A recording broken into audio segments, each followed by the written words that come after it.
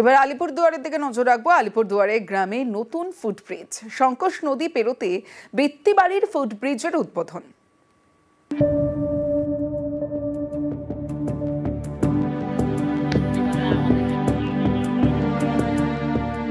বৃত্তিবাড়ি আলিপুরদুয়ারের Buxa tiger রিজার্ভের একটি গ্রাম। শঙ্কোষ নদী দিয়ে ঘেরা এই নদী পারাপারের জন্য বৃত্তিবাড়িতে কাঠের ফুটব্রিজ। এই ফুটব্রিজ তৈরি করেছে হলদিবাড়ির বন দপ্তরের জয়েন্ট ম্যানেজমেন্ট কমিটি। শুক্রবার এই ফুটব্রিজের উদ্বোধন করা হয়।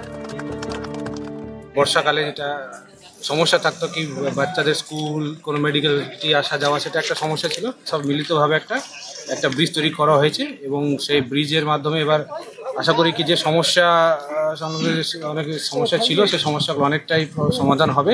আমি ধন্যবাদ জ্ঞাপন করি ফরেস্ট ডিপার্টমেন্টের প্রত্যেকজন অফিসার্সকে। দীর্ঘদিনের যে ডিমান্ড ছিল যে ছোট্ট একটা কাঠের ব্রিজ, এই দীর্ঘদিনের ডিমান্ড আজকে পূর্তি হলো। তার সহ শঙ্কোষ রিভার প্রোটেকশন করার জন্য বৃত্তিবাড়িকে গতবার ইরিগেশন ডিপার্টমেন্ট থেকে অ্যাপ্রক্সিমেটলি 2.5 কোটি টাকা দেওয়া ছিল এবং আরও আমার কাছে যে রিকোয়েস্ট আসছিল আরও কিন্তু 2.5 কোটি টাকা অ্যাপ্রুভাল হয়ে গেছে। তার মানে বৃত্তিবাড়িতে আর শঙ্কোষ নদীর জল ঢুকবে না।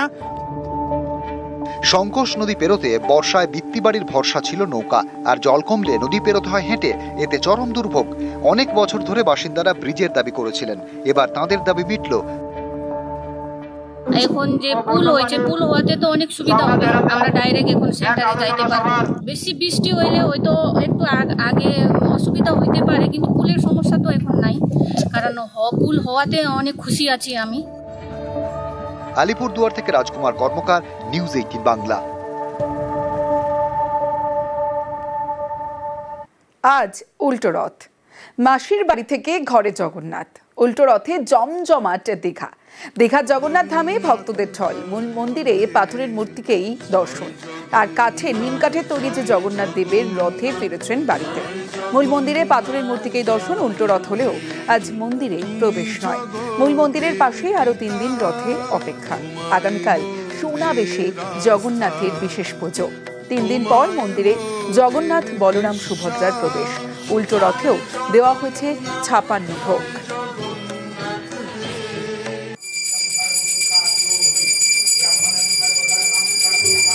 মাসির বাড়িতেও যেমন সোজা রথের দিন আমরা দেখেছিলাম 56 ভোগ দেওয়া হয়েছিল জগন্নাথ, বলরাম, সুভদ্রাকে। আজ মাসির বাড়িতেও 56 ভোগ দেওয়া হয় এবং তারপর রথে চড়ে বাড়িতে ফেরেন জগন্নাথ দেব। তবে 3 দিন, যে 3 দিনের কথা আপনাদের বললাম, মাসির বাড়ি থেকে ঘরে জগন্নাথ, কিন্তু মূল মন্দিরে প্রবেশ নয় আগামী 3 দিন। নিম কাঠের তৈরি যে জগন্নাথ, বলরাম, সুভদ্রা, তাদের বাইরেই থাকতে হবে 3 দিন। মূল মন্দিরের পাশেই আরো 3 দিন অপেক্ষা করতে হবে। আগামীকাল সোনাবেশে জগন্নাথের বিশেষ পুজো হবে, আর 3 দিন পর মন্দিরে প্রবেশ করবেন নিম কাঠের তৈরি এই জগন্নাথ, বলরাম, সুভদ্রা।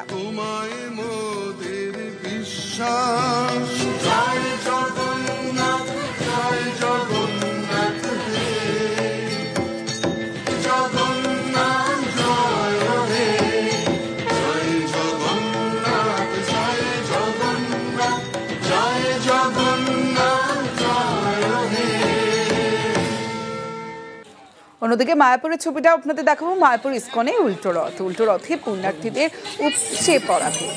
কদিন মাসির বাড়িতে যেমন ভোগ দেওয়া হয়েছে, যেমন অন্নভোগ ছিল, ফলাহার ছিল, তেমন পিৎজা, চাউমিনও ছিল জগন্নাথ, বলরাম, সুভদ্রার জন্য। তবে পুরোটাই নিরামিষভাবে তৈরি করা।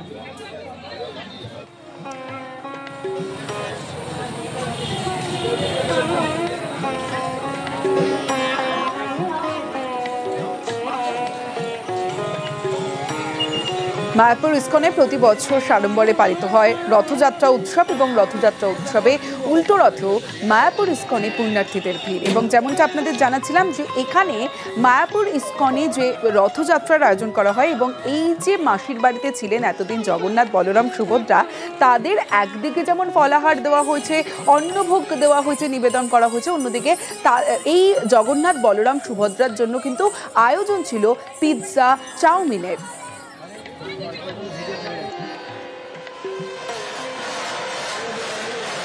এবার দেখছেন পুরীর জগন্নাথ ধামের ছবি। পুরীতে উল্টো রথ, উল্টো রথে পুরীতে জনসমুদ্র, যে ছবি আপনারা দেখছেন রথযাত্রা উপলক্ষে প্রচুর পুণ্যার্থী ভিড় জমিয়েছেন এবং পুরীতে উল্টো রথে পুরীতে ভক্তদের ভিড় এবং সেই ছবি সরাসরি দেখাচ্ছি। এবং যে রথের পরের দিনে যে ঘটনা ঘটেছে সেই অপ্রীতিকর ঘটনার পুনরাবৃত্তি যাতে না ঘটে সেজন্য আজ উল্টো রথে পুরীতে নিরাপত্তা ছিল আঁটোসাঁটো।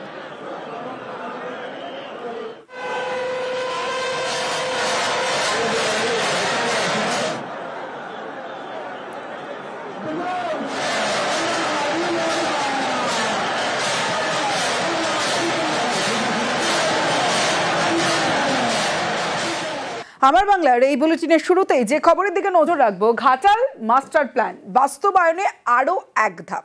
জমি কেনা নিয়ে দফায় দফায় প্রশাসনিক বৈঠক, আর সেখানেই ঠিক হয়েছে বাসিন্দাদের যাতে সমস্যা না হয় সেভাবেই জমি কিনবে সরকার।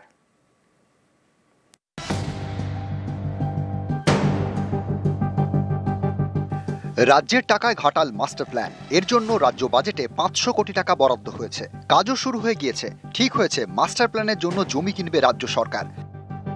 এ নিয়ে দফায় দফায় প্রশাসনিক বৈঠক হয়, সেখানে ঠিক হয়েছে বাসিন্দাদের যাতে সমস্যা না হয় সেভাবেই জমি কেনা হবে।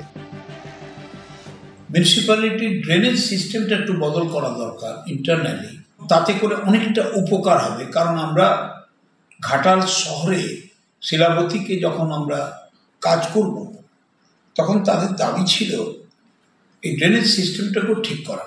আমাদের ইঞ্জিনিয়াররা সরজমিক তদন্ত করুন এবং দেখুন কতটা ভালো করা যায়। পার্ট অফ ঘাটাল মাস্টার প্ল্যানের ইম্পর্টেন্ট সেকশনটা, কম্পোনেন্টটা আমরা কাজে লাগাতে পারবো। যেখানে সম্ভব জমির পরিমাণ কমানো, সেটা কমিয়ে একদম সায়েন্টিফিকভাবেই এটা করার চেষ্টা করা হচ্ছে। এমব্যাঙ্কমেন্টের ক্ষেত্রে যেখানে নদীর পাড়ে যে জমি যেখানে বেশি আছে সেখানে তো অবশ্যই কমানো যাবে। সেই জিনিসটা ওনারা দেখে সঠিকভাবে প্ল্যানটি আরও নতুনভাবে প্ল্যান করছেন, যাতে করে কিছুটা মানুষের সেভ করা যায়। কিছুটা নেবে, আমার রয়ে যাবে, এটা আমাকে খুব খুশি হয়েছে। এসডি অফিসে মিটিং হয়েছিল, আচ্ছা এটা হোক, মাস্টার প্ল্যান হোক। ঘাটাল অনেকটা বাটির মতো, প্রতি বছর বর্ষায় ভাসে ঘাটাল, রাস্তায় নামে নৌকা। বন্যা মোকাবিলায় ঘাটাল মাস্টার প্ল্যানের দাবি দীর্ঘদিনের। 1982 সালে 10 ফেব্রুয়ারি ঘাটাল মাস্টার প্ল্যানের শিলান্যাস হয়, কিন্তু শুরুর পরেই বন্ধ হয়ে যায় কাজ। 2015-র 25শে মে জলসম্পদ মন্ত্রক প্রস্তাবিত প্রকল্পে ছাড়পত্র দেয়। প্রথম পর্যায়ে প্রায় 1215 কোটি টাকা খরচ ধরা হয়। খরচ ধরা হলেও ঘাটাল মাস্টার প্ল্যানের জন্য টাকা বরাদ্দ করেনি কেন্দ্র।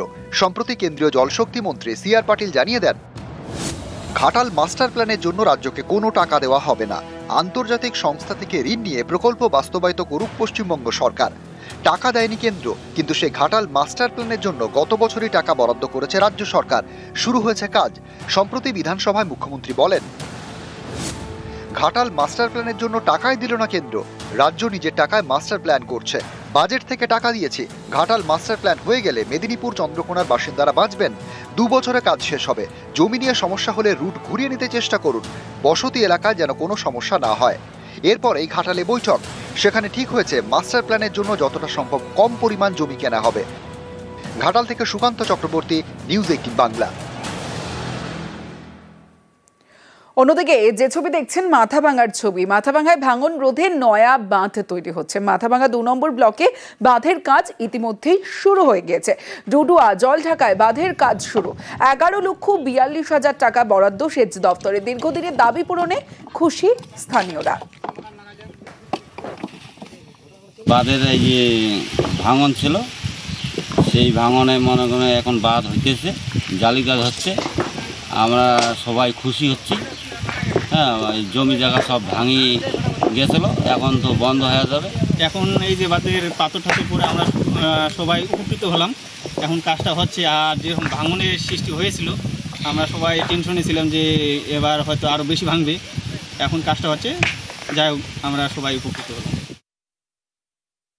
ভালো হবে, সুবিধা হবে মানুষের, যাতে জমিটা উপকৃত হয়, মানুষের বাচ্চা থেকে রক্ষা পায়, যাতে আর নদীর ভাঙন না আসে।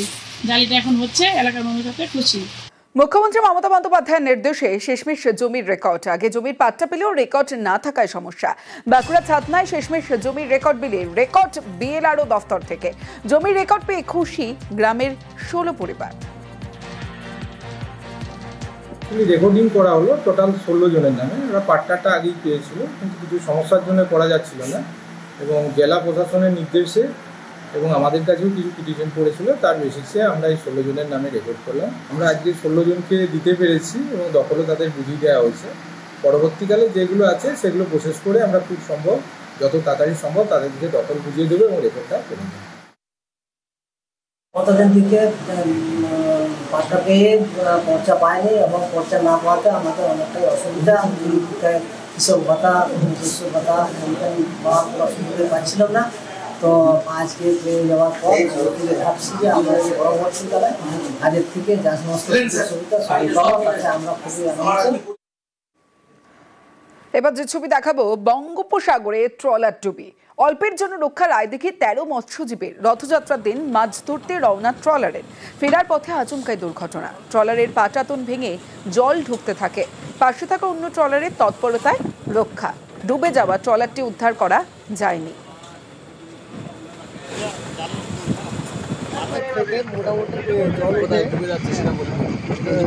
সবাই স্টাফরা রেডি হয়ে আছে যে চলে যাবে, লাফ কেটে আমাদের বোটে উঠবে।